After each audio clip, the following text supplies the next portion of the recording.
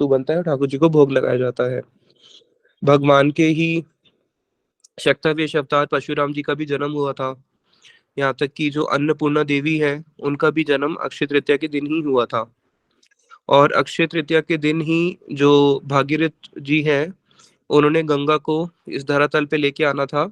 तो आज के दिन ही कई जगहों पे वर्णन आते हैं, आज के दिन ही उनकी तपस्या में वो बैठे थे। कई जगहों पे आते हैं आज के दिन ही गंगा जी ने उनको स्वीकृति दी थी कि हाँ, मैं आऊंगी उनकी तपस्या से प्रसन्न होकर। जो हमारे चार धाम के बद्रीनाथ हैं, उसके कपाट भी आज के दिन ही खुलते हैं। वेद व्यास जी ने महाभारत की जो रचना करनी शुरू करी थी, वो भी अक्षय तृतीया के दिन ही करी थी। यहाँ तक कि जो पांडवों को जो अक्षय पात्र की प्राप्ति हुई थी, जिसमें वो कितने भी लोगों को भोजन करवा सकते हैं, वो भी उनको आज के दिन ही मिला था। और जो द्रौपदी का चीरहरण हुआ था और भगवान कृष्ण ने आके उनकी रक्षा करी थी, वो भी अक्षय तृतीया के दिन ही हुआ था। और अक्षय तृतीया के दिन ही आसमान में आज के दिन सूर्य और चंद्रमा सबसे ज्यादा चमकते हैं। जगन्नाथपुरी में चंदन यात्रा भी आज के दिन ही आरंभ होती है। यहाँ तक कि जो जगन्नाथ जी का रथ यात्रा भी होगी, उस रथ यात्रा का जो रथ बनना शुरू होता है, वो भी आज के दिन होता है। इसलिए इस तिथि का बहुत बहुत महत्वपूर्ण है हर जगह पे। जो देवी के उपासक है उनके लिए भी, विष्णु के उपासक उनके लिए भी, और कर्मकांडी ज्ञानी सबके लिए ही इस तिथि का एक बहुत महत्वपूर्ण विशेष रूप से इसको मनाया जाता है। लेकिन अब हम समझ इसको श्रवण करते हैं कि हमारे गौड़िया संप्रदाय के अंदर अक्षय तृतीया का क्या महत्व है, साधारण कर्म कांड में क्या महत्व है। साधारण कर्म कांडी जो लोग हैं, जो संसार में कर्मिक लोग हैं, उनका ये कि भाई ये तो शुभ तिथि आई है, अक्षय तृतीया है, जो भी काम करोगे वो कभी क्षय नहीं होगा, तो इसलिए आज के दिन क्या करते हैं, शादी कर लेते हैं। इसलिए भारत में सबसे ज्यादा शादियां कब होती है, वो भी आज के दिन ही होती है, अक्षय तृतीया वाले दिन, है ना। अब इस चीज को समझने का प्रयास करना, अक्षय जो कभी क्षय नहीं होता, तो इस जगत में तो ऐसी कोई वस्तु है ही नहीं जो कभी क्षय नहीं होती। इस जगत में से कोई भी वस्तु नहीं है जो क्षय नहीं होती, क्योंकि भगवत गीता में बताया गया है, अब्रह्म भुवनाथ लोका पुनरावर्तिनो अर्जुन, कि यहाँ तक कि अगर आप ब्रह्मा के लोक तक चले जाओगे तो वहां पे भी क्या है, वो भी क्षय होने वाली पोजीशन है। तो जब ब्रह्मा जी का सत्य लोक हो गया, सॉरी, ब्रह्मा जी का सत्य लोक हो गया, स्वर्ग लोक हो गए, तपलोक हो गए, मान लोक हो गए, पृथ्वी हो गई, ये सारे के सारे जो पूरा का पूरा पृथ्वी विनाशशील है, तो इस जगत में कोई ऐसी वस्तु नहीं है जो क्षय नहीं होती। लेकिन जो कर्मकांडी लोग हैं उनका ये होता है कि हाँ हाँ, शास्त्रों में तो लिखा है जो भी करते हो पुण्य वो क्षय नहीं होते। तो इसका गुरुदेव बताते थे कि आज के तिथि के दिन जो हम पुण्य करते हैं वो क्षय नहीं होते। इसका अर्थ ये नहीं है कि वो नित्य होते हैं। जो भी आज की तिथि के दिन जो दान आदि किया जाता है, पुण्य किया जाता है, उसका जो उसका समय है, मनु के काल तक, मतलब वो क्षय तो होंगे लेकिन वो बहुत लंबे समय बाद क्षय होंगे, जितना एक मनु का पीरियड होता है, लेकिन क्षय वो भी होंगे। इसलिए वास्तविक एक ऐसी वस्तु जो कभी क्षय नहीं होती, वो है भगवान की भक्ति। भगवान की भक्ति कभी क्षय नहीं होती। संसार में जितना भी हम धन कमा ले वो नित्य नहीं है, धन भी चले जाता है। इसलिए जब एक व्यक्ति मरता है, बोलते हैं ना राम नाम सत्य है, उसका कभी क्षय नहीं होता, भगवान के भक्तों का कभी क्षय नहीं होता। तो अब गौड़िया में जो भक्त लोग हैं वो इस अक्षय तृतीया को कैसे समझते हैं, कैसे बनाते हैं, उसके भी दो पहलू हैं। उसका पहला एक भारी पहलू और फिर एक डीप। हम पहले भारी वाला श्रवण करते हैं, जो प्राय वृंदावन में हर जगह देखने को मिलता है। किसी से पूछो भाई अक्षय तृतीया के दिन क्या होता है भक्तों से, तो वो क्या बोलेंगे, कर्म कांडी लोग बोलेंगे अच्छा दिन है, शादी कर लो। और जो भक्त लोग हैं वो क्या बोलेंगे, अरे उस दिन तो बड़ा अच्छा होता है, ठाकुर जी को पूरा चंदन लगाया जाता है सर से लेके पैर तक। आज तो बाकी बिहारी जी के चरणों के दर्शन होते हैं, वृंदावन में इतनी भीड़। वृंदावन में अगर आज कोई अक्षय तृतीया के दिन दर्शन करने आएगा, उसको दर्शन करने के लिए सप्त देवालय पूछना नहीं पड़ेगा कहाँ पे है, किसी एक मंदिर में पहुंच जाओ, लोग ऑडियंस अब इतनी दर्शन वाले भक्त लोग आते हैं, धक्का मार मार के मंदिर में घुसा भी देंगे, परिक्रमा भी करके बाहर भी निकाल देंगे, फिर दूसरे मंदिर में भी ले जाएंगे, खड़े होने देंगे नहीं, इतनी भीड़ होती है, खड़े हो ही नहीं सकते आप। तो अब अक्षय तृतीया का भक्तों का अर्थ क्या है, यह आज के दिन ठाकुर जी का चंदन का श्रृंगार होता है और बाकी बिहारी जी के चरणों के दर्शन होते हैं, ये भारी रूप से। अब इसका पहले इसी को ही श्रवण करते हैं। भगवान कृष्ण जो है वो अपने भक्तों से सेवा ग्रहण करते हैं। भगवान आत्मराम और आत्मकाम है। आत्मराम और आत्मकाम होने का अर्थ है कि ना तो उनके हृदय में कोई कामना होती है और ना ही उनको रमण करने के लिए कि बाहर जाने की जरूरत है। अभी प्रश्न है कि अगर भगवान आत्मकाम है तो उनको गर्मी कैसे लग गई। आज के दिन भगवान ने बोला कि मुझे गर्मी लग रही है, माधवेंद्र पुरी पाद जी को मुझे चंदन ला के लगाओ। तो माधवेंद्र पुरी पाद जी जाते हैं और उनको चंदन लगाते हैं। और जगन्नाथपुरी में भी चंदन यात्रा होती है, भगवान को चंदन लगाया जाता है। भगवान कह रहे हैं मुझे गर्मी लग गई। तो यत् चक्षुर ए सविता सकल ग्रहणम राजा समस्तुरा मूर्ति राशेष तेजा यस्य आज्ञा ब्रह्मति काल चक्रो गोविंदम आदि पुरुषम तमहम भजामि। ब्रह्मा जी कह रहे मैं तो उन आदि पुरुष गोविंद का भजन करता हूँ जिनकी एक आंख के इशारे से अनंत कोटि ब्रह्मांड चलते हैं। यहाँ तक कि सूर्य भी जिनकी एक आंख के इशारे से चलता है तो उनको गर्मी लग सकती है। भगवान को गर्मी कैसे लग सकती है प्रश्न है। तो बताया कि भगवान को भूख लग सकती है। भगवान को भूख भी कैसे लग सकती है, वो तो आत्मराम आत्म काम है। तो भगवान को क्या नींद नींद आ सकती है? उनको नींद भी नहीं आ सकती, लेकिन भगवान को तो सब कुछ होता है, देखने को मिलता है। भगवान कहते हैं मुझे भूख लग गई, अपने किसी भक्त को भगवान बोलते हैं कि मुझे भूख लगी है, मुझे साथ में चटनी भी खाना खिलाओ, मुझे भोजन में क्या कर रहे हो, चटनी तो दो कम से कम। और किसी भक्त को भगवान बोलते हैं मुझे गर्मी लग गई, मुझे पंखा करो। किसी भक्त को बोलते हैं अरे मैं मेरे को जाओ बाहर घुमा के लाओ, तो वो रथ में भगवान बैठ के रथ यात्रा के लिए बाहर भी जाते हैं घूमने के लिए। तो भगवान को फिर हम आत्म काम कैसे बोल सकते हैं, उनके अंदर तो सारी चीजें नजर आ रही है। तो बताया कि भगवान जो है उनके अंदर, भगवान का अर्थ है जिनके अंदर दो विरोधी गुण एक साथ विद्यमान रहे उसको भगवान बोलते हैं। अब बोलो सूर्य के सामने चंद्रमा आ सकता है? अंधेरा और रोशनी एक साथ आ सकती है? तो बताया भगवान वो है जिनके सामने दो विरोधी गुण एक साथ सामंजस्य को प्राप्त कर जाए, उनको बोलते हैं भगवान। भगवान आत्मराम आत्मकाम है। भगवान को गर्मी नहीं लगता, उनको सर्दी भी नहीं लगता। लेकिन साथ ही साथ में भगवान जो है वो कैसे हैं? भक्त के प्रेम के अधीन है। जहाँ पे भक्त का प्रेम होता है तो उस प्रेम के अंदर भगवान को गर्मी भी लगती है। उस भगवान तो सबको अभय प्रदान करने वाले हैं, भगवान को कभी डर लगता है? लेकिन भगवान ने कालिया के फणों के ऊपर नृत्य कर दिया। वही अपने घर में यशोदा मैया के आंगन में जब खेल रहे होते हैं, गोपियां उनको सांप की केवल छवि दिखाती है, सांप को तो, ओरिजिनल सांप को तो छोड़ो, सांप की छवि को देख के डर के भाग जाते हैं और आंख बंद कर लेते हैं, बोलते हैं मैया देखो सांप है। उनको दाऊ जी कैसे डराते हैं? हाउ और बिलाऊ, हाउ और बिलाऊ दो असुर हैं ब्रज में। मैया बोलती है खाना खा ले नहीं तो हाउ और बिलाऊ आ जाएगा। जब सखाओं के साथ कृष्ण खेलने के लिए जाते हैं तो उतने में सारे सखा कृष्ण की आंख बंद करके उनको एकदम से भाग जाते हैं, और भाग जाते हैं और बोलते हैं देखो हाउ बुलाऊ आ गया, हाउ बुलाऊ आ गया। और बलराम जी भी उनका साथ देके भाग जाते हैं और कृष्ण वहां पे रोना शुरू करते हैं। फिर रोते रोते पूरी सांस फूल चुकी है, सांस फूलते हुए मैया के पास आके जा बोलते हैं मैया बहुत बुरो बलदाऊ, कि बलदाऊ तो बहुत बुरे हैं। इसको सूरदास जी ने गाया है कि आज मुझे इन्होंने हाउ बिलाऊ के नाम से जंगल में अकेले छोड़ के आ गए, और वहां पे कोई था भी नहीं, तू भी नहीं थी, और मैं तो रोते रोते रास्ता ढूंढ ढूंढ के यहाँ पे आया। तो कृष्ण डरते भी हैं, उनको भूख भी लगती है, उनको प्यास भी लगती है। जब यशोदा मैया उनको स्तनपान नहीं कराती तो वो क्रंदन करते हुए रोना शुरू कर देते हैं। तो भगवान को आज के दिन अपने भक्तों से अपनी प्रेम की सेवा को बढ़ाने के लिए भगवान क्या करते हैं? भक्तों से सेवा ग्रहण करते हैं, क्योंकि भक्तों को भगवान की सेवा करके आनंद आता है। और भगवान जो है अपने भक्तों के साथ रेसिप्रोकेट करते हैं, उनकी सेवा को ग्रहण करते हैं। इसलिए आज के दिन भगवान ये लीला करते हैं, मुझे गर्मी लग गई। अब भक्त लोग, उनको पता है कि अक्षय तृतीया आने वाली है, उससे 2 महीना पहले ही क्या करते हैं? चंदन लेके आ जाते हैं। रोज घंटों घंटों 2-2 घंटे चंदन रगड़ते रहते हैं। अब हमारे मंदिर में जयपुर में, यहाँ पे मदन मोहन जी में, दिन रात सुबह सुबह लोग आ जाएंगे, कोई शाम को आ जाएंगे, कोई ऑफिस से छुट्टी लेके आएगा, कोई ऑफिस से 1 घंटे पहले आएगा। 1 महीने से चल रहा है कि हमें चंदन रगड़ रगड़ के इकट्ठा करना है, क्योंकि कल ठाकुर जी को पूरा सर से पैर तक चंदन लगेगा। तो भगवान क्या करते हैं? अपने भक्तों के साथ की प्रेममयी सेवा को ग्रहण करते हैं। और जब भक्त की प्रेममयी सेवा होती है, उस सेवा में भगवान को गर्मी भी लग जाती है, उनको सर्दी भी लगती है, उनको भूख भी लगती है, उनको प्यास भी लगती है, उनको डर भी लगता है, यशोदा मैया की छड़ी से वो डर भी जाते हैं। वो सारी की सारी जो हम इस जगत में जो हम क्रियाएं देखते हैं, जो हम इमोशंस देखते हैं, वो सब भगवान के अंदर होता है। और ये सब होते हुए भी वो कौन है? आत्मराम और आत्मकाम है। तो भगवान आज के दिन, उनको गर्मी लगती है और भक्त लोग उनको चंदन का लेप लगाते हैं। और भगवान को जब चंदन का लेप लगाते हैं तो इस उद्देश्य से लगाते हैं कि भगवान को गर्मी लग रही है, हमने भगवान को चंदन का लेप लगाया। भगवान को भूख लग रही है, हम उनको अच्छे से प्रसाद करवाएंगे। जब भगवान को सुलाते हैं जगन्नाथपुरी में रात को, तो जैसे माँ पुत्र को सुलाने के लिए लोरी सुनाती है, तो ऐसे ही भक्त लोग भगवान के सामने उन स्तुति गान करते हुए भगवान को सुलाते हैं। मंगल आरती करते हैं तो भगवान को स्तुति गान करते हुए भगवान को उठाते हैं। तो भक्त लोग ऐसे भगवान की एक प्रेममयी सेवा करते हैं। तो ये है भक्तों का दृष्टिकोण कि हाँ हम भगवान को चंदन लगाएंगे, उनको गर्मी लग गई है ना।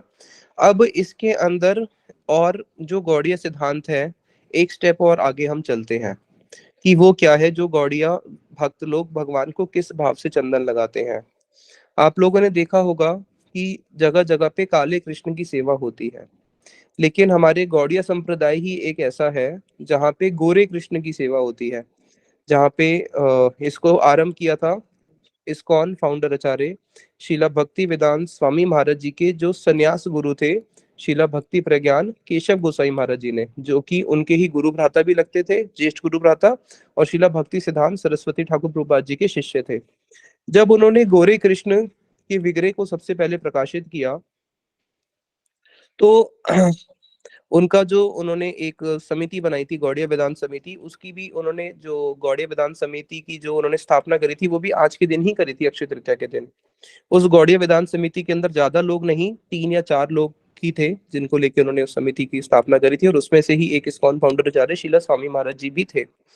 तो जब उन्होंने गौरे कृष्ण को प्रकाशित किया तो उनके कुछ गुरु भाई भ्राताओं ने उनके ऊपर कटाक्ष किया कि इनके पास तो ज्यादा पैसे नहीं है। प्रभुपाद जी के जाने के बाद मठ में कुछ डिस्टर्बेंसेस हुए थे जिसके कारण से वो अलग हो गए थे, और फिर उन्होंने गौड़े वेदांत समिति की रचना करी थी। तो बोले इनके पास तो ज्यादा धन है नहीं, काला पत्थर बहुत महंगा आता होगा, अब इनको अपना मंदिर कोई बनाना ही था, तो इसलिए उन्होंने क्या किया, सफेद पत्थर सस्ता आता है मार्बल का, उसी से लेके उन्होंने ठाकुर जी के भी विग्रह बना दिए क्योंकि काला पत्थर महंगा आता है। तो वहां पे परम गुरुदेव ने फिर एक बड़ा ही सुंदर अष्टकम लिखा था, राधा विनोद बिहारी तत्व अष्टकम, क्योंकि जो उन्होंने सबसे पहले गोरे कृष्ण के विग्रह प्रकाशित किए थे उनका नाम था राधा विनोद बिहारी। तो उन्हीं का ही अष्टकम लिखा जिसमें उन्होंने लिखा, राधा चिंता निवेशेन यस्यर कांतिर विलोपिता श्री कृष्ण चरणम वंदे राधा आलिंगित विग्रहम, कि मैं उन कृष्ण की उपासना करता हूँ जो कृष्ण कैसे हैं, राधा चिंता निवेशन, जो राधा की चिंता में निवेशित हो चुके हैं। अब राधा की चिंता करते करते राधा जी के विरह में कृष्ण इतने कातर हो चुके हैं कि उस विरह के अंदर कृष्ण की जो अपना वर्ण है श्याम वर्ण, वो श्याम वर्ण ही विलुप्त हो चुका है, और कृष्ण राधा जी की भावना करते करते राधे राधे राधे राधे राधे बोलते बोलते उसमें इतने तदात्म हो जाते हैं कि उनकी अपनी अंग कांति जो है काली से वो गौर वर्ण की हो जाती है, जो राधा जी की अंग कांति है। ये इस जगत में संभव नहीं है, लेकिन ये उस जगत का प्रेम है जहाँ पे राधा जी के विरह में इतने भाव विभोर हो जाते हैं कि वो अपने आप को ही फिर राधा जी की अंग कांति उनके ऊपर पूरी छप छप जाती है। तो ये कृष्ण कौन से हैं, ये वो कृष्ण है गोरे कृष्ण जो राधा जी के विरह में भावित हैं, जो दिन रात राधा जी का चिंतन कर रहे हैं, राधा जी के विरह में है। अब इस चीज को समझो कि भगवान कृष्ण कह रहे हैं मुझे गर्मी लग रही है, मुझे चंदन लगा दो। इसका एक साधारण अर्थ क्या हुआ, एक इसका साधारण अर्थ ये होता है कि हाँ, भगवान कृष्ण को गर्मी लग रही है, गर्मी का समय आ ही गया, ज्येष्ठ आदि सारे मास जो है गर्मी के हैं, तो भगवान को गर्मी लग रही है। भगवान ने बोला माधवेंद्रपुरी पाद जी को कि मैं बहुत सालों से धरती के नीचे बंद था, धरती के नीचे मुझे मुसलमानों के डर से सेवक लोगों ने क्या किया था, धरती के नीचे दफना के चले गए थे। फिर माधवेंद्रपुरी पाद जी आए, उन्होंने भगवान को बाहर निकाला और उनकी सेवा प्रकाशित करी। तो भगवान बोलते इतने समय से मैं धरती के नीचे था इसलिए मुझे गर्मी लग रही है। एक तो ये भाई ये अर्थ हो गया कि भगवान को गर्मी लग रही है, चंदन लगाने से क्या होगा, शीतलता प्राप्त हो जाएगी। लेकिन यहाँ पे एक चंदन का विशेष अर्थ और है, वो विशेष अर्थ है कि जब राधा जी जो है वो भी चंदन का श्रृंगार करती हैं, गोपियां भी चंदन का श्रृंगार करती है, लेकिन चंदन के श्रृंगार में ऐसा तो नहीं होता ना कि सर से लेके पैर तक पूरा ही चंदन लगा दिया जाए। ऐसा कब लगाया जाता है, एक होता है कि हम नहा रहे हैं गर्मी लग रही है, एक होता है कि पूरा ही पानी में जाके बैठ के बहुत ज्यादा गर्मी लग रही है। तो वहां पे जो गोपियां चंदन का श्रृंगार करती हैं, लेकिन जब राधा जी कृष्ण के विरह में होती हैं उस समय राधा जी के देह से अनंत कोटि सूर्य, अनंत कोटि अग्नि से भी तेज एक ज्वाला निकलती है, जिसको गोपियां देखती है कि इनका शरीर इतना तापमय हो रहा है। अब वो जो उनका शरीर तापमय हो रहा है वो गर्मी से नहीं हो रहा, वो किससे हो रहा है, वो वीर्य से हो रहा है, वो वीर्य अग्नि है, उसको बोलते हैं वीर्य अग्नि। जैसे संसार में एक अग्नि है ना, संसार दावानल, है ना, तो एक ऐसे वीरे की अग्नि है। तो जब उस वीरे की अग्नि के अंदर दग्ध होती है राधा रानी कृष्ण के वीरे की अग्नि में, तो सारी सखियां क्या करती हैं, राधा जी के ऊपर पूरा चंदन का लेप लगाती हैं, और वो चंदन का लेप लगने के साथ साथ ही क्या होता है, पूरा सूख के गिर जाता है क्योंकि राधा जी का इतना वीरे है। अब कृष्ण जो है, जब उन्होंने पूरा चंदन का लेप लगा लिया तो वो काले तो नहीं रहे, वो क्या हो गए, गोरे हो गए, यानी कि वो राधा जी के विरह में विभावित है। अब जब कृष्ण जी को वो चंदन लगाया जाता है वो इस भाव से लगाया जाता है, भक्तों का एक ये भी भाव है विशेष कि कृष्ण क्या है, कृष्ण राधा जी के विरह में विभावित है। दो सिचुएशन है, एक सिचुएशन है कि कृष्ण राधा जी के विरह में है, दूसरा है राधा जी कृष्ण के विरह में है। तो जो गौड़िया भक्त लोग होते हैं वो राधा जी को कभी भी कृष्ण के विरह में नहीं देखना चाहेंगे। इसलिए भक्ति विनोद ठाकुर जी का एक कीर्तन है, श्री कृष्ण विरहे राधिकार दशा आमी तो सहिते नारी, कि श्री कृष्ण विरह राधिका दशा, कि राधा जी कृष्ण के विरह में है, उस दशा को देख के मैं सहन नहीं कर सकता। क्योंकि राधा जी जब कृष्ण के विरह में होती हैं उस समय जो राधा जी का विलाप है, राधा जी की जो दशा है, जो अंतिम दशा तक चली जाती है, उसको जो गोपियां हैं उसको देख के उनको बहुत दुख होता है कि कैसे कृष्ण इन हमारी राधा जी को छोड़ के चले गए। तो इसलिए गोपियां कह रही है कि हम उस दशा को नहीं देख सकते। श्री कृष्ण विरह राधिका दशा आमी तो सहिते नारी, युगल मिलन सुखेर कारण जीवन छाड़ी ते पारी, कि मेरे लिए अपने जीवन से भी बढ़कर कौन है, युगल मिलन, राधा और कृष्ण का मिलन कराना।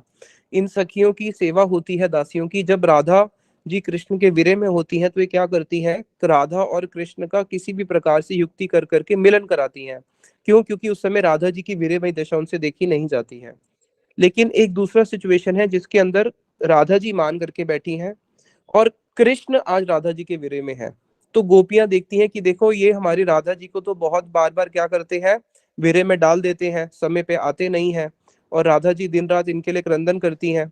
इसलिए एक बारी राधा जी ने बोला था कि ये प्रेम की जो पीड़ा होती है कृष्ण तुम नहीं समझ सकते, प्रेम की पीड़ा तो वही समझ सकता है जिसने उदाहरण दिया राधा जी ने कि एक उदाहरण दिया था चकोर और चकोरी का, दूसरा उदाहरण दिया था चकोर किससे प्रेम करता है, चातक का, चातक का और चकोर का। चकोर ने प्रेम किया चंद्रमा से, चातक ने प्रेम किया स्वाति नक्षत्र के जल से। तो जिसने प्रेम किया है और प्रेम में जिसने अपने प्राण ही दे दिए हैं वो ही इस प्रेम की पीड़ा को समझ सकता है। तो कृष्ण तुम्हारे पास तो बहुत सारी वल्लभाएं हैं, तुम्हारे पास तो बहुत सारी गोपियां हैं, इसलिए तुम इस प्रेम की पीड़ा को नहीं समझ सकती। इस प्रेम की पीड़ा को तो वही समझ सकता है जिसने एक के साथ प्रेम किया हो, तुम तो सबके साथ प्रेम करते हो, और उस प्रेम के अंदर भी जिसने अपने प्राण दे दिए हो। तो वहां पे और दूसरा राधा जी बोलती है इस प्रेम को तीसरा समझ सकती है मछली। मछली ने किससे प्रेम किया, पानी से। बोलते हैं ना जल ही जीवन है, उसका जीवन ही जल है, जल के बिना वो नहीं रह सकती। तो वहां पे जब गोपियां देखती हैं कि कृष्ण आज राधा जी के विरह में है, कृष्ण राधा जी के विरह में विभावित है, तो उसको देख के जो गोपियां हैं, गौड़िया वैष्णवों का यही वो है कि गौड़िया वैष्णव कृष्ण जी की सेवा करेंगे जो कृष्ण राधा जी के विरह में है। लेकिन राधा जी कृष्ण के विरह में वो गौड़िया वैष्णव से सहन नहीं होता। हाँ, राधा पद छाड़ी जे जन से जन जे भावे से भावे थाके, आमी तो राधिका पक्षपाती सदा कबू ना हिरीबो ताके। श्रील भक्तिविनोद ठाकुर जी कहते हैं कि मेरा राधा जी के प्रति कैसा एक आंतरिक भाव है, आमी तो राधिका पक्षपाती सदा, मैं तो हमेशा हमेशा राधा जी की ही पक्षपाती हूँ। मानो कभी राधा जी ने, वैसे तो कृष्ण ही हमेशा गलत करते हैं, राधा जी गलत गलत नहीं करती, लेकिन कभी मानो राधा जी की भी गलती हुई तो मैं किसका पक्ष लूंगी, मैं तो हमेशा राधा जी का पक्ष लेने वाली हूँ। आमी तो राधिका पक्षपाती सदा कबू ना हिरी वो ताके, और मैं कृष्ण की ओर मुड़ के नहीं देखने वाली। तो जे जन से भावे था कि भाई जिसको जैसे जिस भाव से रहना रहे, लेकिन मैं तो हमेशा राधा जी के चरणों का ही आश्रय लूंगी। तो अब यहाँ पे ये कौन से कृष्ण है, ये वो कृष्ण है जो राधा जी के भाव में विभावित है, जो राधा जी के विरह में विभावित है, जो दिन रात राधा जी का चिंतन कर रहे हैं। और अपने आप को राधा जी ने मान क्यों किया है, अब ये विरह क्यों हुआ, विरह क्यों हुआ, क्योंकि राधा जी ने मान किया है। अब जो राधा जी ने मान किया उसके पीछे गलती किसकी है, वो कृष्ण की गलती है। तो कृष्ण अपने आप को दोषी मानते हुए कि हाँ मैं दोषी हूँ, मेरे मेरे दोष के कारण ही राधा जी ने मान किया है। चंदन चर्चित नील कलेवर पीत वसन वनमाली, केली चल मणिकुंडल मंडित गंड युग स्मित शाली। बड़ा ही सुंदर गीत गोविंदम के अंदर सखियां वर्णन करती है कि कैसे राधा जी राधा जी को सखियां वर्णन करती है कि कैसे जो कृष्ण है आज राधा जी आपके विरह में विभावित है, और जब वो कृष्ण राधा जी के विरह में होते हैं तो उस समय उनकी क्या दशा होती है, उसको गीत गोविंदम में वर्णन किया है। और उसी भाव से ही वो गौड़िया वैष्णवों का एक बहुत ही उनका ये वेल्थ है, यही गौड़िया वैष्णवों का धन है। और अक्षय तृतीया का गुरुदेव बोलते थे, गुरुदेव की आज मैं कथा सुन रहा था, उसमें गुरुदेव बोल रहे थे वास्तविक अक्षय तृतीया क्या है। वास्तविक अक्षय तृतीया वो ही है राधा कृष्ण के प्रेम में जो धनी है, जो दिन रात राधा कृष्ण का स्मरण कर रहा है, जो दिन रात राधा कृष्ण, भागवतम का जो सार है, भागवतम का भी सार क्या है, राधा कृष्ण की निकुंज की लीलाएं। तो जिनका हृदय इस ओर आकर्षित हो गया वो ही वास्तविक धनी है। आज के दिन अक्षय तृतीया एक ऐसी तिथि है जिस दिन लोग बहुत दान देते हैं। आज के दिन दान की बहुत महिमा मानी जाती है। तो सबसे बड़ा दान क्या है, जिसको गोपी गीत में गोपियों ने बताया है, तब कथा अमृतम तप्त जीवनम कभी बिरडित कलमशाप हम श्रवण मंगलम श्रीमदाततम भूवि गृणंति ते भूरी दा जना। स्टार्टिंग क्या थी, तव कथा अमृतम तप्त जीवनम। इस तपते हुए इस जीवन के अंदर जहाँ पे तीन प्रकार के ताप है, आदि देविक, आदि भौतिक, आध्यात्मिक, जन्म मृत्यु जरा व्याधि।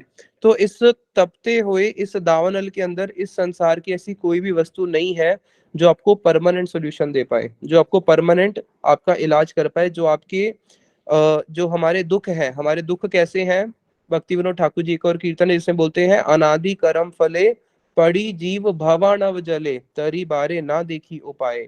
कि हमारे जो कर्म फल है वो अनादि है, उसका कोई अंत नहीं है, और अपने कर्मों को फल को भोगने के लिए कभी सुख कभी दुख, वो भी अनादि है।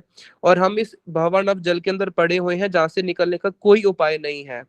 यही विष ए विष हला हले दीबा निशी हैया जले मन कबू सुख नहीं पाए। और मन कभी भी इस संसार के जो हलाहल विष होता है ना, जो हलाहल विष निकला था समुद्र मंथन के समय, तो हम लोग भी उस हलाहल विष को दिन रात पी रहे हैं, और कभी भी मन इस जगत में सुख पाने वाला नहीं है। इधर से बचने का एक ही उपाय है, वो क्या उपाय है, एहे न समय बंधु तुम्ही कृष्ण करुणा सिंधु कृपा करी तोले मोरे बोले। आगे बताते हैं, ए हेन समय बंधु तुम्ही कृष्ण करुणा सिंधु। इस समय हमारा एकमात्र बंधु है वो है कृष्ण, और वो ही क्या करते हैं, अपनी कृपा रूपी रस्सी से जीव को बांध के अपने चरणों की ओर आकर्षित कर लेते हैं। तो इसलिए जो भगवान की हरि कथा का जो दान है, उससे बड़ा इस जगत में कोई दान ना तो देने के लिए है और ना ही लेने के लिए है। तो वहां पे फिर आगे वर्णन करते हैं कि कैसा अब ये भाव है, कि कैसा ये भाव है जो हमारे गौड़ीय सिद्धांत का जो हमारा क्रक्स है, जो हमारा मेन वेल्थ है, जिसके अंदर एक सखी जो है वो राधा जी को बोलती है कि देखो, अरे सखी, जब वो कृष्ण तुझे छोड़ के दूसरे नायिका के पास चला गया है, तब भी तू क्यों कृष्ण का चिंतन करती है, क्यों कृष्ण के लिए रोती है। तो राधा जी फिर बोलती है कि गणयति गुण ग्राम भ्रमम भ्रमादति नेहते वहति च परितोषम दोषम विमुच्यंति दूरता। कि अरे मैं क्या करूं, मैं उसके सारे दोष देखते हुए भी मैं उसके दोष को नहीं देख पा रही हूँ। मैं कृष्ण को भूलने का बार बार प्रयास भी करती हूँ, तब भी मैं उनको भूल ही नहीं पा रही हूँ। जितना मैं कृष्ण को भूलने का प्रयास करती हूँ, उतना ही वो मेरी स्मृति पट पे बार बार आ जाते हैं। मैं कृष्ण को, वहां पे सखी उनको बोलती है, उनकी भर्त्सना करती है राधा जी की, नहीं कि तुम कृष्ण को भूल जाओ अभी, और कृष्ण के प्रति आसक्ति मत करो, और कृष्ण के प्रति तुम दाक्षिण्य भाव धारण मत करो, उसके प्रति वाम्य भाव धारण कर लो। तो वहां पे जब कृष्ण को ये बात पता चलती है कि कैसे मैंने अपराध किया है राधा जी के चरणों में, और फिर अब वो जब राधा जी जब मान करके चली जाती हैं, उस समय जब राधा जी के उनको दर्शन नहीं हो रहे हैं, राधा जी से वो दूर चले गए हैं, उस समय अपने आप को अपराधी समझकर कृष्ण अब क्रंदन करना शुरू करते हैं। और कृष्ण जब करना शुरू करते हैं, रोते रोते हुए, फिर वो प्रार्थनाएं करते हैं, किम करिष्यति किम बदिष्यति सा चिरम विरहेण किम धनेन किम जनेन किम मम जीवतेन गृहेण। अरे मैं क्या करूं, मैं किम करिष्यति, कह रहे हैं कि मैं क्या करूं।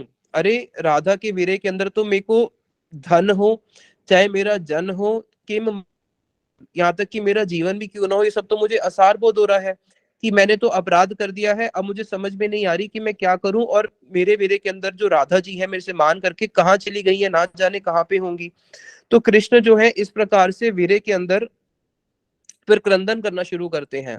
क्रंदन करते हुए एक सखी जब कृष्ण को देखती हैं, देख रही है कि उस समय कृष्ण की कैसी दशा है, रा बोली धा बोली बोल ई ना पाई धराधर बहे लोर।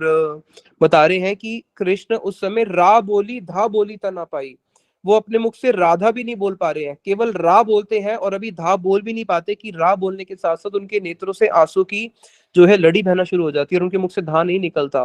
पुरुष रत्न बर धरनी लोटा उत की कहो आरती और। जो पुरुष रत्नवर है, सारे पुरुषों में सर्वश्रेष्ठ है भगवान, गोविंदम आदि पुरुषम तम हम भजामी, उस समय उनकी कैसी दशा है? भगवान जो है, भगवान कृष्ण उस समय पुरुष रत्नवर धरणी लोटावत, वो धरणी के ऊपर यानी कि जो धरती है, धरती के ऊपर लोटपोट खा रहे हैं। और लोटपोट खाते हुए क्या कर रहे हैं? हा राधे हा राधे हा राधे वृषभानु नंदनी जपय रात्रि देनी भ्रमे ना बोलाए आन। वो सपने में भी किसी और गोपी का नाम नहीं ले रहे, दिन रात केवल वृषभानु नंदनी राधे राधे राधे का ही नाम ले रहे हैं। तो इस प्रकार से जो कृष्ण है वो तो राधा जी के उस समय भाव में विभोवित है, और बड़ी ही सुंदर सुंदर उस समय कृष्ण के मन की प्रार्थनाएं हैं जो वो राधा जी से करते हैं, और वही प्रार्थनाएं हमें श्याम सुंदर कृष्ण उन सबसे करनी है। राधा जी को बोलते हैं कि काम जो था, काम के 3 बाण थे। कामदेव जो है, कामदेव के पास 3 बाण है, नहीं 5 बाण है। 5 बाण में से कामदेव ने क्या किया? पूरे त्रिजगत को जीत लिया। और त्रिजगत को जीतने के लिए उसने क्या किया?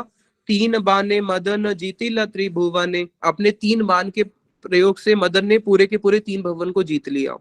अवधि रहिल 2 बाणे, अब उसके पास 2 बाण रह गए थे कामदेव के पास, और वो 2 बाण उसने क्या किए?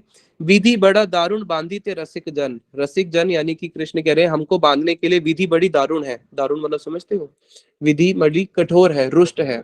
तो विधि ने क्या किया? देखा कि भाई ये भी 2 बाण भी इसके पास कैसे रह गए मदन के पास, सोपला तहारे नयने, और इसलिए उन्होंने वो 2 बाण क्या किए? उठा के राधा जी तुम्हारे नयनों में डाल दिए। क्योंकि अब जब वो राधा जी का चिंतन कर रहे हैं, राधा जी का चिंतन करते हुए उनको राधा जी का जब उनके स्मृति पट पे, भगवान कृष्ण के स्मृति पट पे जब राधा जी का मुख आ रहा है, तो वो कैसा आ रहा है? वो हास्य मुख नहीं आ रहा, वो क्रोधित मुख आ रहा है कि राधा जी के जो गाल हैं पूरे लाल हो चुके हैं, मेरे को देख के बहुत क्रोधित हो रही हैं। उनके जो नेत्र है वो बिल्कुल कटाक्ष मार रही है मुझे, क्यों? क्योंकि मैं दोषी हूँ, अपराधी हूँ। तो वहां पे उसको सोचते हुए कृष्ण जो है अपने आप को और अपराधी और ग्लानि मानते हुए और क्रंदन करना शुरू करते हैं। तो ये जो दशा है, जो इस प्रकार से जो ये वीरे की दशा है, तो ये जो वीरे की दशा है, ये गौड़िया वैष्णवों के लिए परम परम परम स्वीकार करना और इसको अपने हृदय से आलिंगन करना, यही हमारे लिए प्रयोजन है। कि कब, यद्यपि वैष्णवों को, गौड़िया को, उनको वीरे पसंद नहीं है, कोई भी नहीं चाहता राधा कृष्ण का वीरे हो, यही चाहते हैं कि राधा कृष्ण नित्य हमेशा अपनी लीला ही करे। लेकिन मिलन जो भजन है, इस वीरे की पद्धति से ही भजन होता है। हे राधे ब्रज देवी के, हे ललिते, हे नंद सुनो कुता। तो अपने हृदय के अंदर उस वीरे की अग्नि को प्रकट करना ही वास्तविक भजन है। जो ये चंदन लगाते हैं कृष्ण, जब गोपियां चंदन लगाती हैं, तो वहां पे बोलते हैं कि देखो ये जो चंदन है, चंदन कहाँ उदय कहाँ से हुआ है? मले पर्वत से। मले पर्वत से जब चंदन उदय होता है, सुना होगा चंदन को चारों तरफ से कौन घेर के रखते हैं? सांप घेर के रखते हैं। जब चंदन को सांप घेर के रखते हैं, जिस चंदन को, तो उस चंदन में से विष निकलेगा या ठंडक निकलेगी? जिसको दिन रात सांप ने घेर के रखा, उसमें से क्या निकलेगा? उसमें विष निकलेगा या उसमें से शीतलता निकलेगी? उसमें से तो शीतलता निकलती है। लेकिन जो विरही जन होते हैं, चंदन जो है, चंदन का श्रृंगार करती है, गोपियां कृष्ण से मिलने जाती हैं, चंद्रमा से क्या निकलता है? अमृत निकलता है। लेकिन वही जब वीरे में होते हैं, वीरे में वो चंदनता जो है वो शीतलता नहीं देता, वीरे के अंदर वही चंद्रमा क्या देता है? ज्वाला देता है। इसलिए राधा जी बोलती हैं कि ये चंदन तो कहाँ से निकला है? मले पर्वत से। और मले पर्वत से निकला है तो वहां पे क्या था? वहां पे सारे सांप ही सांप है। और जो मले अनिल, मले नील होता है, जो मले पर्वत से बहती हुई जो वायु आती है, वो मले पर्वत की उस सुगंध को वहन करते हुए आ रही है।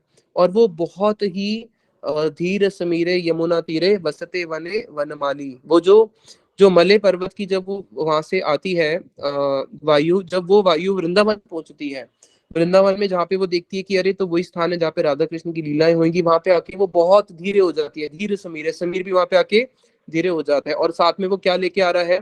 बड़े सुंदर अपनी साथ सुगंध को वहन कर रहा है। एक होता है कि आप खाली हाथ चल रहे हो तो आप तेज चल सकते हो, लेकिन अगर आप कुछ उठा के चल रहे हो तो धीरे चलोगे ना। अब वो मलय पवन वहां से बहता हुआ आ रहा है, यहाँ तक आया, और साथ में अपने साथ में सुगंध को लेके आया है, वहन करके आया है, तो वो यहाँ पे आके और धीरे हो जाता है। अब जब धीरे हो जाते हैं, लेकिन वो जा कहाँ रहा है, तो राधा जी बोलती है जा रहा है हिमालय की ओर। क्यों? क्योंकि वहां पे सांप के दर्शन से क्या हो चुका है, वहां पे इसका जो शरीर है वो पूरा गर्म हो चुका है। अब अपने आप को ठंडा करने के लिए वो क्या करता है, हिमालय पर्वत की ओर जाता है। तो वहां पे गोपियां बोलती हैं कि ये जो समीर है वो तो बहुत अच्छा लगता है शरीर को, लेकिन जब कृष्ण के विरह में होती हैं तो जो मले पर्वत से जो बहता हुआ जो वहां का जो समीर आ रहा है, जो पवन आ रहा है, वो भी क्या करता है, वो भी गोपियों को कष्ट देता है। तो उसी प्रकार से विरह के अंदर चंदन भी गोपियों को क्या देता है, वो उनको कष्ट देता है। चंद्रमा को देख के विरही जन क्या बोलते हैं, जो विरही हैं राधा जी चंद्रमा को देख के, या कृष्ण जब विरह में होते हैं बोलते हैं अरे ये चंद्रमा तो जो चंद्रमा को देख के प्रिय और प्रियतम को आनंद आता है कि रात को चंद्रमा खिला है तो हमारा मिलन होगा। लेकिन जब विरह में होते हैं तो वही चंद्रमा अमृत नहीं बरसाता, वो विष बरसाता है। और चंद्रमा को देख के बोलते हैं अरे चंद्रमा तू तो विष का ही भाई है, क्योंकि विष कहाँ से निकला था, समुद्र मंथन से विष निकला, तो और वहीं से क्या निकला, चंद्रमा निकला है। तो भाई भाई में तो आपस में समानता होगी, तो तू भी क्या है, तू भी विष का ही भाई है। तो इस प्रकार से जो कृष्ण का जो विरह है उस समय, जो भक्तों के हृदय में किसी भी प्रकार से अगर वो विरह स्पर्श करता है कि कैसा ब्रज में विरह है। इसलिए भगवान ब्रज में कितने दिन रहे, 11 साल। उसके बाद ब्रज में जो विरह की लीलाएं हैं, जो राधा जी का कृष्ण के प्रति जो भ्रमर गीत में प्रकाशित हुआ है विरह, जो भगवान कृष्ण का द्वारका में जो उद्धव जी को उन्होंने यहाँ पे भेजा और वो जो विरह प्रकाशित हुआ। तो ये जो विरह है, किसी प्रकार से अगर हमारे हृदय के अंदर ये विरह का किंचित मात्र भी स्पर्श कर जाता है, तो हमारे गुरुवर्ग बोलते हैं कि हमारे अनंत कोटि जो अपराध है वो पहाड़ के समान है। अब जो पहाड़ के समान है, ये मानो रुई का पहाड़ है, रुई का। अब रुई के पहाड़ को जलाने के लिए कितने टन अग्नि चाहिए, एक अग्नि की चिंगारी तो चाहिए, एक चिंगारी से सब जल जाएगा। तो उसी प्रकार से किसी प्रकार से भी भक्त के हृदय में अगर ये विरह स्पर्श हो जाए, वीरे की चिंगारी से ही उसके अनंत कोटि अपराध क्षय हो जाते हैं। अनंत कोटि जो उसके जितने भी अनर्थ हैं सारे के सारे भस्म हो जाते हैं। तो इसलिए इस चंदन यात्रा को हम भक्त लोग बड़े ही धूमधाम से गुरुवरों के जो विचार है उसके माध्यम से बनाने का प्रयास करते हैं कि किसी प्रकार से हम भी उस ब्रज की लीला में प्रवेश कर पाए, जिसमें बड़ा ही सुंदर कीर्तन है हमारे नरोत्तम दास ठाकुर जी ने लिखा है। राधा कृष्ण प्राण मोर युगल किशोर, जीवन मरण गति आर नहीं मोर। जिसके अंदर वो ये सारी प्रार्थनाएं कर रहे हैं कि कब ऐसा होगा कि गाथिया मालती माला दीबो दुहार गले, अधरे तुलिया दीपो कर्पूर तांबुले, कि कब ऐसा होगा मैं आपके मुख में तांबुल अर्पित कर पाऊंगी, आपके गले में मैं वहां पे वनमाला दे पाऊंगी, मैं आपका चंदन से श्रृंगार कर पाऊंगी। तो इसी भावना से हम लोग राधा कृष्ण जी का अक्षय तृतीया में कल अच्छे से चंदन का श्रृंगार करते हैं। इसी को बोल के मैं वाणी को विश्राम देता हूँ। नेताजी गौर प्रेमानंदे, हरि हरि बोल।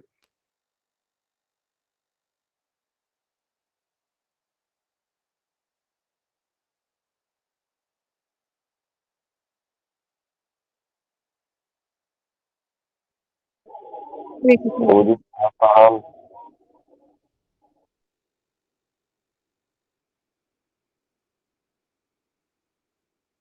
हरे कृष्णा। सभी भक्तों के चरणों में दंडवत प्रणाम। जय गुरुदेव।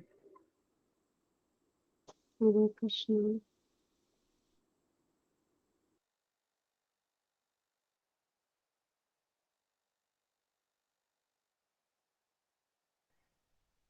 हरे कृष्णा।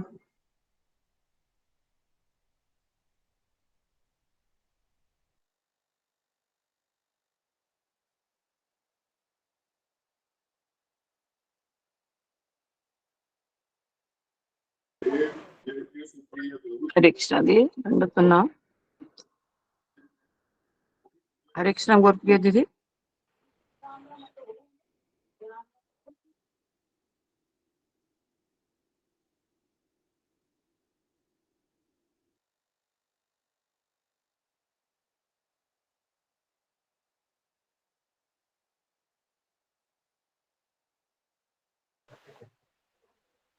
हरे कृष्णा। दंडवत प्रणाम। दंडवत प्रणाम।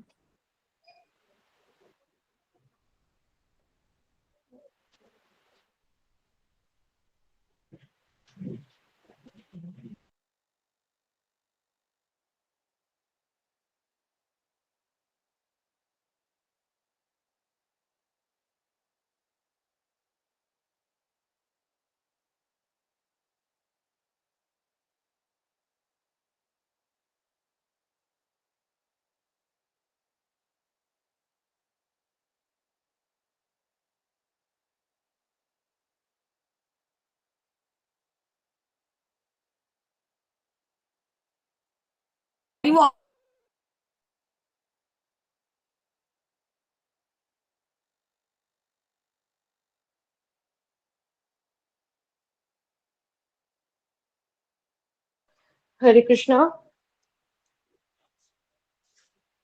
हरे कृष्णा। हरे कृष्णा, दंडवत प्रणाम। प्रणाम दीदी। दीदी आप सेशन कंप्लीट हो गया, आप लीव कर सकते हो। ओके। आप सब लीव कर सकते हैं। हरे कृष्णा, दंडवत प्रणाम।